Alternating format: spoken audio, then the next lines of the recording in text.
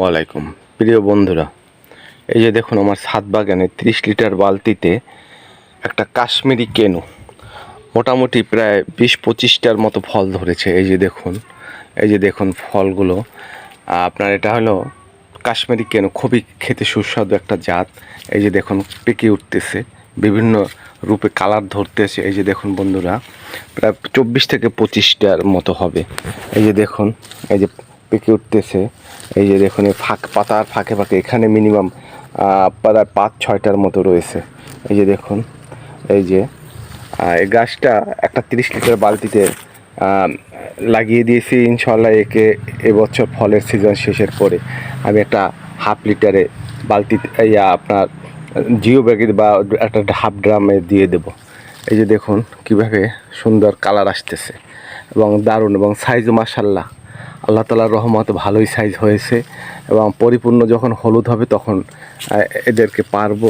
যে দেখাচ্ছি আপনাদেরকে, যে দেখুন পাতার ফাঁকে ফাঁকে ঝুলে ঝুলে রয়েছে।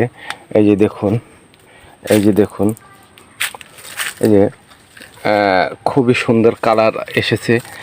এই একটা, এই একটা, তো এই যে এইভাবে দেখুন খুবই সুন্দর, প্রায় 24 থেকে 25টা ফল রয়েছে আমার এই ছোট্ট একটুখানি ছোট একটা গাছে। আপনার কত সুন্দর সুন্দর ধরে রয়েছে, থোকায় থোকায় ধরে রয়েছে কমলাগুলো। এটা আমি 30 লিটার বালতিতে লাগিয়ে দিয়েছি। আমি 2-3টা ফলও খেয়েছিলাম এর ভিতরে। তো এখন পরিপূর্ণ পাকার পরে ফল হারভেস্ট করব ইনশাল্লাহ। এই যে রয়েছে আমার সাউথ আফ্রিকান ইয়েলো টু মালটা, এটাও প্রায় 14 থেকে 15টা রয়েছে গাছে। এই যে দেখুন হলুদ ভাব আসা শুরু হয়েছে। এটাও খেতে খুবই সুস্বাদু। এটাও 30 লিটার একটা বালতিতে রয়েছে। তো ওকেও আমি এবার ফলের সিজনের পরে একটা জিও ব্যাগে দিয়ে দেব। এই যে দেখুন তার কালার আসা শুরু হয়েছে। ওই যে দেখুন খুবই, এটাও দারুণ খেতে এই মালটাগুলো।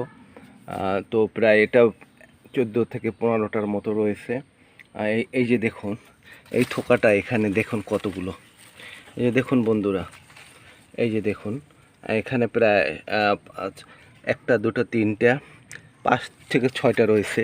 এই একটা 7টা, এই একটা রয়েছে। এই যে দেখুন, এই যে দেখুন, এই যে দেখুন, ওই যে দেখুন, এই রয়েছে, এই রয়েছে দেখুন, এখানে রয়েছে। তো যাই হোক, আমাদের এলাকায় মোটামুটি ছাদ বাগানে আপনার এই 2টা কমলারই রেজাল্ট খুব ভালো পেয়েছি। একটা মালটা, ইয়েলো টু মালটা, এবং আরেকটা হলো আপনার কাশ্মীরি কেনো। তো সবাই ভালো থাকবেন। আসসালামু আলাইকুম।